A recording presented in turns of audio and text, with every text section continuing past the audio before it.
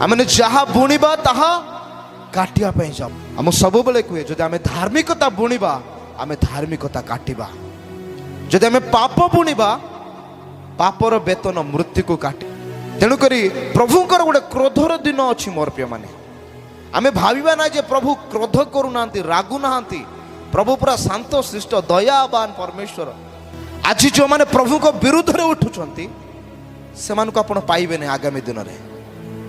लिखा जाए दुष्टर मंत्रणा को प्रभु भांगी दियंती से माने देखा जीवे ना, किंतु धार्मिक माने से माने स्थिर हेबे, से माने देशवासी हेबे बोल लिखा। और धार्मिक मानक पई महा आनंद हेबे बोल लिखा जाए।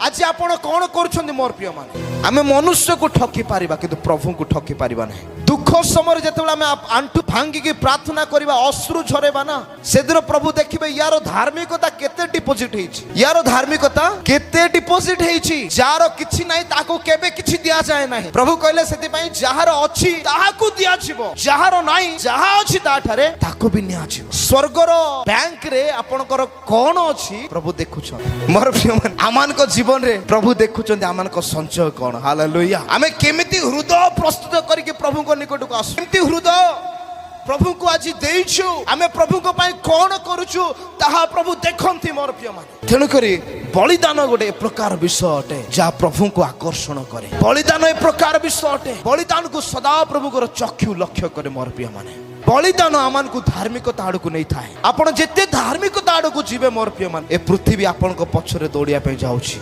ए जगतर समस्त विषय आपण को पछरे जीवा पे जाउछि।